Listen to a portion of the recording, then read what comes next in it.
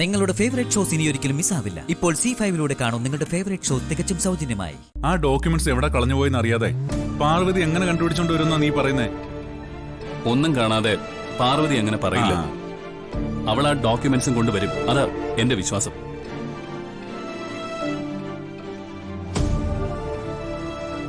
ഇന്നുവരെ പാർവതി എന്നെ സഹായിച്ചിട്ടേ ഉള്ളൂ.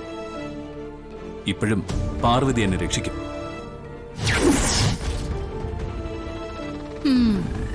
രക്ഷിക്കും. നീ അത് സ്വപ്നം കണ്ടിരുന്നു. ഇന്ന് അവള് കാരണം നീ ജയിലിലാകും. ഇന്നത്തോടെ അവളിലുള്ള നിന്റെ വിശ്വാസം തകരും. നീ ജയിലിൽ കിടന്നിട്ടില്ലല്ലോ, പോയി കിടക്ക്. അതിനുള്ളിൽ കിടക്കുന്ന ഓരോ നിമിഷവും അവളെ നീ വെറുക്കും.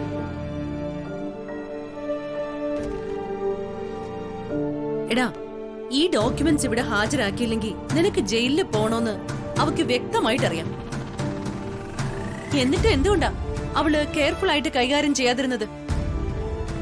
എന്റെ കാര്യത്തിൽ അവൾ ഒരിക്കലും അശ്രദ്ധ കാണിക്കില്ല. ഇത് മറ്റെന്തോ സംഭവിച്ചതാ. എന്തു സംഭവിക്കും? അങ്ങനെ ചോദിച്ചാൽ എനിക്കതിൽ വ്യക്തമായ ഉത്തരവില്ല.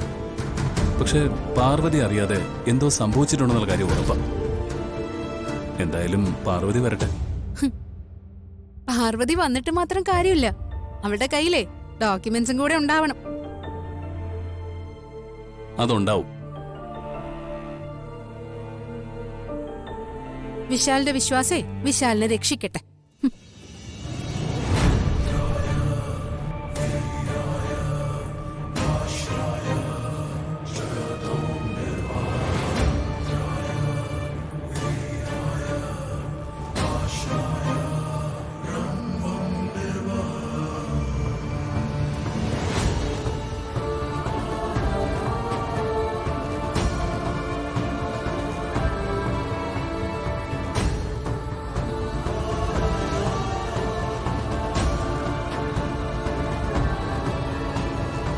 വിശാൽ,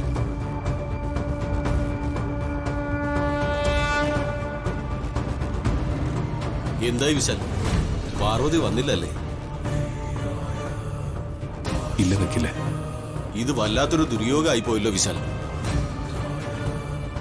പ്രധാനപ്പെട്ട ഡോക്യുമെന്റ് അല്ലേ നിങ്ങളുടെ വൈഫ് കൊണ്ടുപോയി നശിപ്പിച്ചു കളഞ്ഞത്. ഇനി എങ്ങനെ നിങ്ങളുടെ നിരപരാധിത്വം കോടതിയിൽ തെളിയിക്കും?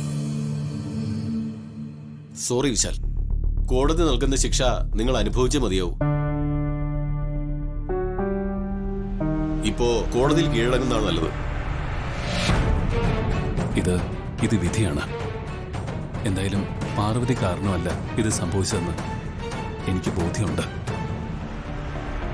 കോടതിയിൽ കീഴടങ്ങാൻ ഞാൻ തയ്യാറാണ്.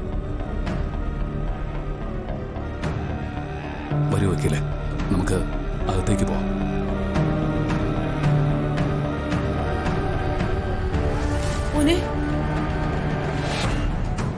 നീ ജയിലിൽ പോകുന്നത് ആലോചിക്കുമ്പോ അമ്മയ്ക്ക് സഹിക്കുന്നില്ലടാ.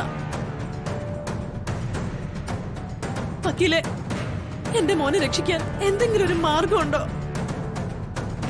അങ്ങനെ എന്തെങ്കിലും മാർഗം ഉണ്ടായിരുന്നെങ്കിൽ ഞാനത് ട്രൈ ചെയ്യില്ലായിരുന്നു.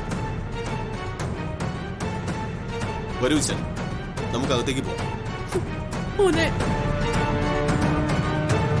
വിശാൽ സർ,